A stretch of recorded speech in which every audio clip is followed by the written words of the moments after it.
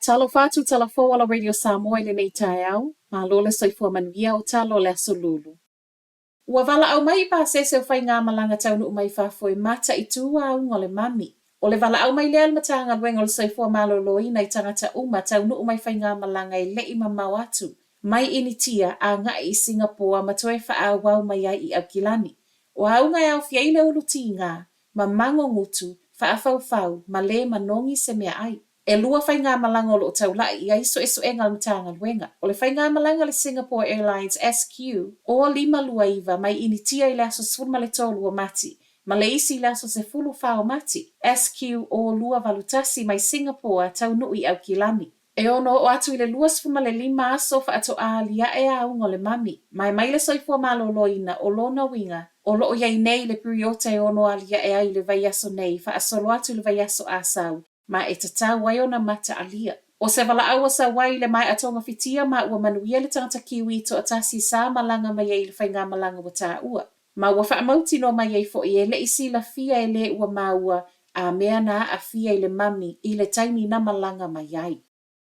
Silia mal se fulu ono a feta a lali tau o loa ngaoi wa toe mōlia i nei tangata to atolu mai le a inga e tasi i Aukilani. O tangata to atolu lo ta ue wha apea e ono kololi tūtumui o loa mai le supermarketi Highland Park i le fiafio le asasa.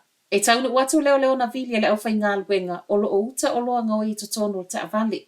Reportia le news ha? Na sai mai ei loa e leo le tina 25 tausanga o lona tuangane tolu 25 tausanga ma le 10 tausanga le ana toe maua muli.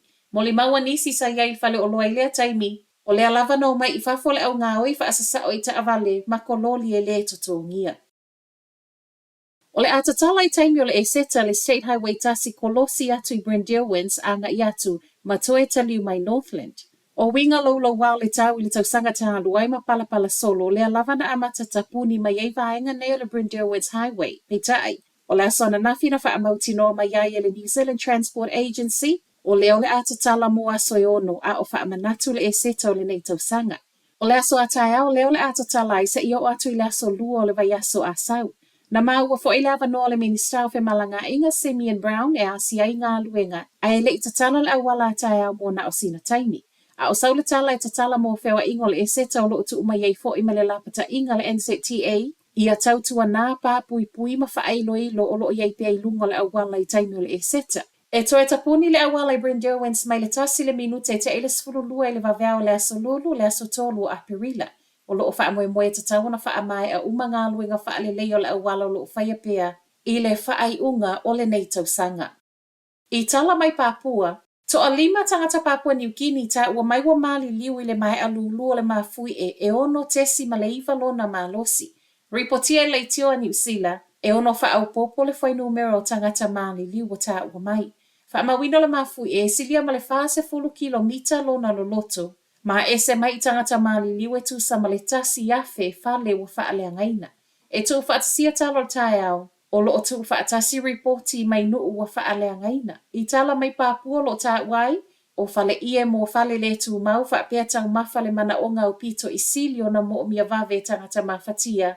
A o poloa i aile poloa ingo wha lavalave wha afua se i mo nuu wa afia i mātu i sisifo o le taulanga Port Moresby.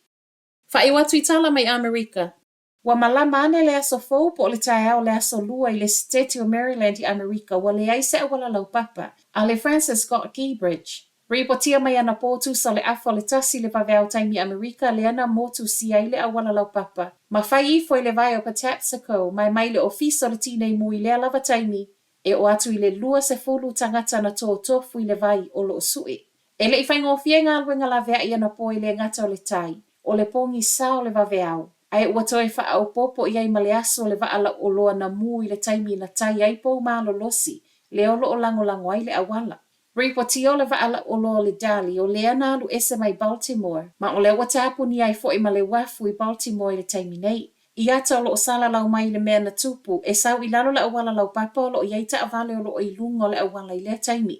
O le umi o le awala lau papa ua whaalea ina nei, e tusa ma le lua afe ono se lau tolu lua mita. A o le ana tatala i le awhele se lau fitu sfuma le fitu ma wha ai ngua ia Francis Scott Key, le ana ia tu usia le vi o Amerika. A o whaia pia laso e suenga wa wha amaunia mai ei fo e le Synergy Marine Group lea e ana ina le wha ala o loa. O lo o saunga le mu umatangata e au fiel au whai ngā luenga sailunga le wha i lea taimi ma e lea i seisi na wha amanu alia. Ai i saunoanga le pule nu o Baltimore o lo o avele wha amua mua i ngā luenga la vea i a o tau mawhai e su e ma la vea i tangata lea na pa u ui le vai. O tala nao le tai au, manuia le aso.